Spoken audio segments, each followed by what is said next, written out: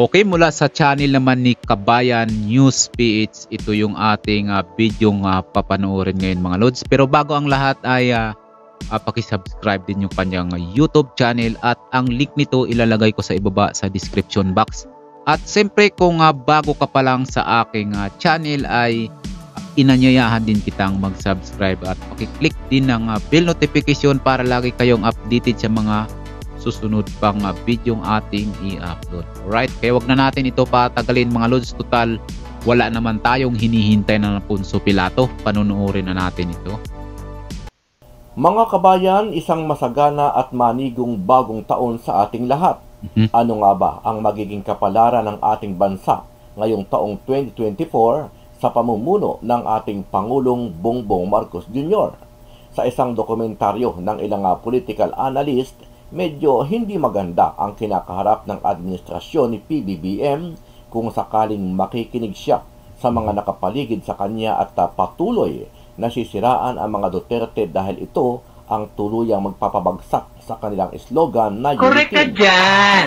Maraming salamat sa init ng inyong pagsalubong sa Unity! Mainit, no? Ngayon, nalalamig na. Makalipas ang halos isang taon na namayagpag ang tandem ni PBBM at BP Sara, nagkaroon ng matinding lamat ang magandang samahan ni BP Sara at liderato ng Kamara matapos tanggalan ng confidential fund ang opisina ng Vice President kung saan ay umani ito ng samot-saring batikos sa publiko, bagay na mainit na pinag-uusapan ng ating mga kababayan at dahilan para batikusin si Speaker Romualdez na pinsan ni PBBM. At tandaan ninyo, kung sino man ang kumukontra sa confidential funds ay kumukontra sa kapayapaan. Correct ka dyan! Kung sino ang kumukontra sa kapayapaan ay kalaban ng bayan. Correct ka Dahil dyan! dito nag-umpisa na ang bangayan sa politika sa pagitan ni BP Sara at ama nito na si dating Pangulong Duterte laban naman kay Speaker Romualdez. Tatayo ako laban sa sinuman na mananakas sa atin para masunod lamang ang gusto nila. Uy, parang kaiyakin eh. Iiyak ka na ata speaker.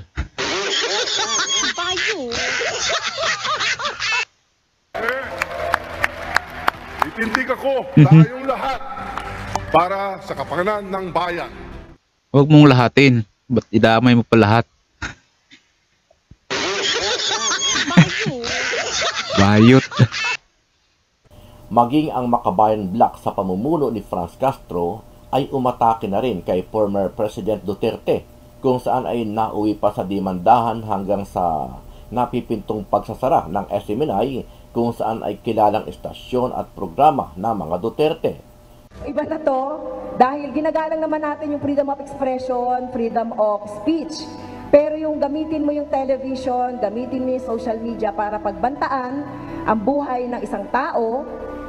Ako nga, kongresista na ako, nababantaan pa, no? Much more na kayang gawin yan sa mga pangkaraniwang mga mamamayan. Kaya naman pala, ipasasara ang yung SMNI, no? Ganon yung nyo taktika nyo, no? Para mabusalan yung nagsasalita. Tanggalan ng patanggalan ng prangkisa. Ay nako. Dahil sa mga nangyari nito mga nakaraang taon, naniniwala si Atty. Harry Roque na magkakagulo at tuluyang magkakawatak-watak ang unit team kapag gumawa ng mga hakbang ang administrasyon ni PBBM laban sa mga Duterte. Kung tama yung mga naririnig ko, na talagang nagbagong isip ni PBBM tungkol sa ICC at talagang may plano siya ngayong ibigay, hindi lang si PRRD, kung hindi pati si BP Sara sa ICC, abay tingin ko magagalit ang sambayanang Pilipino. Kapag tayo nakipagtulungan, lalong-lalo na para ma-serve ang warrant of arrest laban kay FPRRD at saka kay Inday Sara, natural, gaya ng sinabi ni Manang Aimee, talagang yan po ay gulo. Gulo po yan. At kapag yan po'y nangyari, talagang hindi magiging mabuti para kay PBBM ang talaga naman. Second quarter of this year. Ano ang masasabi mo dito, kabayan?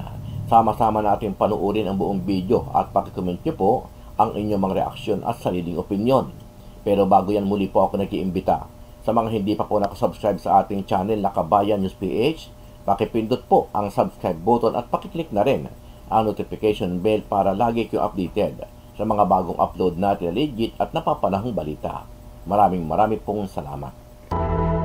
Mahigit isang taon mula nang mamayagbag ang UNITEAM sa 2022 national elections, tila may lamat na ngayon ang alyansa.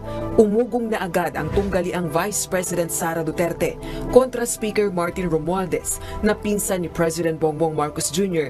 para sa presidential elections sa taong 2028. Nako. Yun ba nga sinasabi nga maging tatakbo, magiging presidente? Nako. Hilaw ka pa eh. Sa totoo lang, hilaw pa.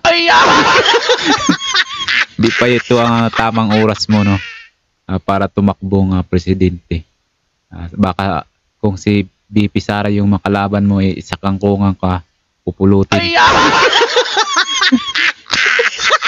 Nag-ugat ito sa pagkwestiyon ng Makabayan Bloc sa paglilipat ng 125 million pesos na confidential funds ni Vice President Sara Duterte noong 2022 mula sa tanggapan ni Pangulong Bongbong Marcos Jr. Nasilip ito sa pagdinig ng Kamara sa panukalang pondo ng tanggapan ng Vice Presidente para sa taong 2024. Under this current term lang na nagkaroon ng confidential funds ang DepEd. Tapos yung OVP din compared to the last term, ngayon lang din nagkaroon. Para bang pinapayagan ng DBM ang ganito? Ito yun, mga lods, no? Ito yung kumukontra.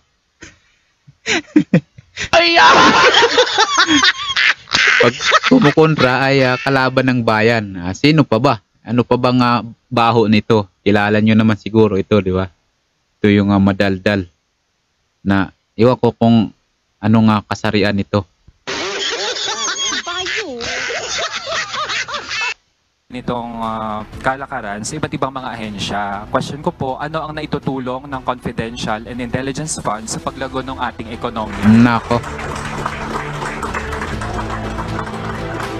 Tandaan ninyo, kung sino man ang kumukontra sa confidential funds, ay kumukontra sa kapayapaan. Kung sino ang kumukontra sa kapayapaan, ay kalaban ng bayan. Correct ka dyan! Dagdag pa nito, pinakabulok umanong institusyon ng Kamara at namamayagpag ang pork barrel funds. Tinuligsa rin ito si Speaker Martin Romualdez at binubusog umano ang mga kapwa kongresista. Balak din umano sa pagkapangulo, dahilan upang rumisponde ang liderato ng Kamara at magpahayag naman ng suporta ang mga kongresista kay Speaker Romualdez. Tatayo ako laban sa sinuman na mananakot sa atin para masunod lamang ang gusto nila.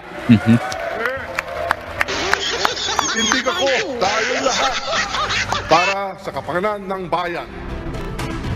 Kasunod nito, naglipatan na ang mga dating kaalyado ng pamilyang Duterte sa partido ni Speaker Romualdez na Lakas Christian Muslim Democrats o Lakas CMD.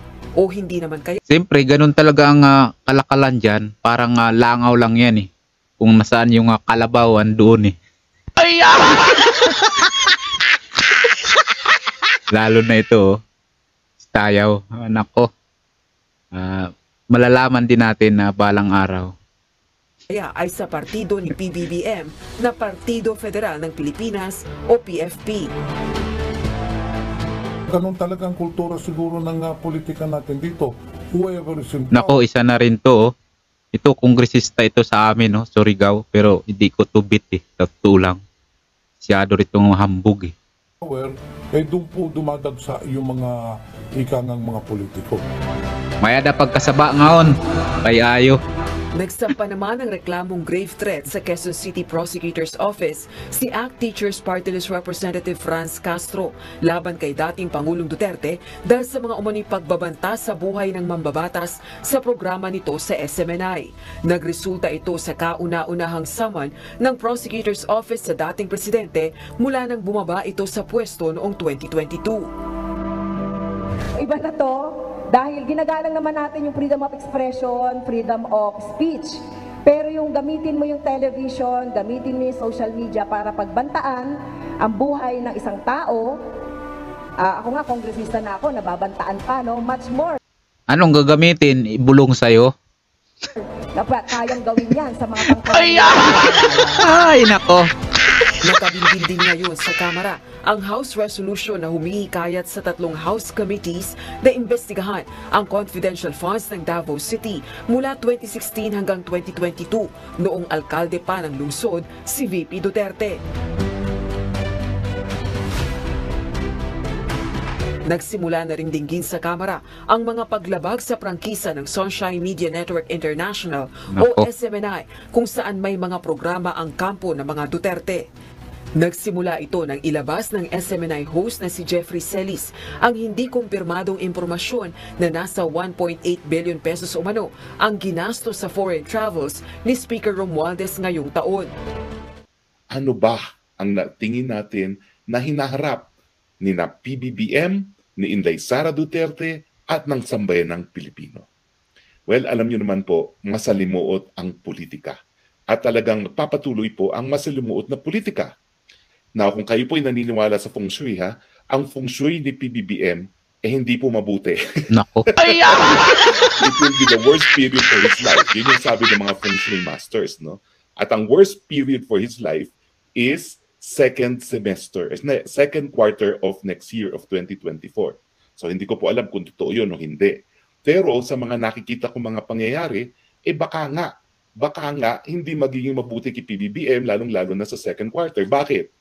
Kung tama yung mga naririnig ko na talagang nagbagong isip ni PBBM tungkol sa ICC at talagang may plano siya ngayong ibigay, hindi lang si PRRD, kung hindi pati si BP Sara sa ICC, abay tingin ko, magagalit ang sambayan ng Pilipino. Wala, napinis na kung gawin man niya yan. Kung ipaaresto niya si Pangulong Duterte, talagang maraming magagalit. Kapag tayo nakipagtulungan, lalong-lalo na para ma-serve ang warrant of arrest laban kay FPRRD at saka kay Inday Sara, natural, gaya ng sinabi ni Manang Aimee, talagang yan po ay gulo.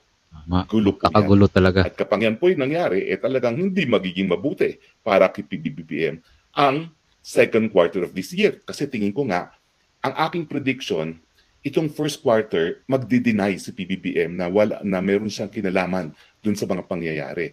Isisisi na naman niya yan kay Speaker Romualdez at sa Kamara de Representante at saka dun sa katunayan na gaya ng National Telecoms Commission sa kaso ng SMNI na wala namang bisa yung resolution na ipinasa ng Kamara alone, kinakailangan para maging batas, concurrent resolution ng Senado, ang mangyayari, yung resolution na inaprubahan ng Kamara de Representante, yan ang gagamiting legal na basihan ngayon ng DOJ. Gaya ng ginawa ng NTC na yung pag-suspend sa prangkisa ng SMNI ay base doon sa wala namang bisa na House Resolution.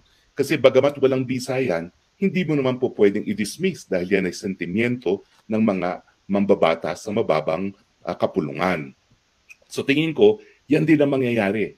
Pero si PBBM magdi-deny-deny hanggang gagalawang DOJ, makikipagtulungan, gagalawang pulisya kapag nagkaroon ng warrant of arrest at isuserve yan, baka hindi lang kay FPRRD, kung hindi kay BP Sara na rin. Pag nangyari po talaga yan, gulo.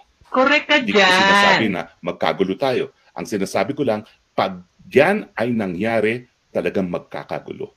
Ang tingin ko, kung sino man nag-a-advise kay PBBM ngayon na wala nang suporta ang taong bayan kay PRRD, nagkakamali sila. Ibato nila kay Inday Sara, yes, bumaba ng bahagya ang trust at popularity rating ni Inday Sara, pero pinakamataas pa rin siya sa lahat ng tao sa gobyerno, di ba po? No? So sa tingin ko, magkakamali sila kung ang tingin nila ay wala nang suporta ang taong bayan. Aalma ang taong bayan. At kaya nga ang hinaharap niya, parang nagtutugma dun sa sinasabi ng feng shui. Kapag itong pagtutulungan nito mangyari sa mga more or less second quarter ng taon, gulo. So ano naman ang hinaharap ni Inday Sara? Well, syempre, ang kapalaran ni Inday Sara depende rin sa mga hakbang na gagawin ni PBBM. Kung talagang makikipagtulungan para mapadala at mapakulong ang Inday Sara at FPRRD sa dahig, natural, anong gagawin ng mag-ama? Ano nga lang man sabihin nilang, we love you, PBBM. Aalma't aalma rin yan. At sigurado na nandyan yung kanilang mga tagasunod, yung kanilang mga supporters, at syempre, hindi naman po pwedeng uupo lang sila at babaw sa gusto na mangyari ng administrasyon. No? So tingin ko po talaga, medyo magkakaroon ng confrontation kung itutuloy ni PBBM yung kanyang plano na makipagtulungan. So sana, ang aking pakiusap, naku, maalala sana ni PBBM kung paano tayo lahat, paano sila naluklok sa kapangyarihan. Unang-una, nagbigay si Inday Sara, hindi na tumakbo para presidente. Pangalawa, tumakbo bilang kanyang bise. At ang ginawa ni Inday Sara, dahil mas marami pa ang boto niya, hindi lang sarili niyang kinampanya. Kinampanya ng todo si PBBM, gaya na nangampanya rin ako para sa kanya. So sana, huwag siya maniwala doon sa mga bulong-bulong na mga chismoso at mga marites. Wala po talagang basihan yang kinatatakot ni PBBM, di umano, na nagpaplano ng distab si FPRRD. Ulitin ko po, kapag nagkaroon ng distab, pagkaroon ng kudita, pati po si Inday Sara mawawalan ng mandato. Hindi po gagawin yan ni FPRRD. Dahil paboritong anak niya yon. Paano yan? Mawawalan ng mandato yung anak niya. Magkakaroon ng revolutionary government na naman. Ay nako, hindi po yan ang gusto niya para sa anak niya. Siyempre, like any loving father, ang gusto niya matapos ang termino ng Vice President at tumakbo bilang presidente sa 2028. Hindi man po importante sa kanya na mapaaga yung termino. So aking pakiusap, well, gaya ng sinasabi ng mga feng shui, ang feng shui naman, po pwede mong talagang labanan. Okay? At pwedeng labanan po yan sa pamamagitan ng huwag pakinggan ang mga marites na nagbubulong-bulong kay PBBM na nagpaplano ng distab ang mga Duterte. Sa tingin ko po, wala talagang basihan yan. Okay mga Lods, dito na nga nagtatapos ang video ito. Maraming salamat sa inyong panonood at hanggang sa muli, ako nga pala si Mr. Banog ay mag-iiwan naman sa inyo ng isang katagang kahit na sa katwirang kapag babae na ang iyong kalaban ay manahimik ka na lang. Peace out. Correct ka dyan.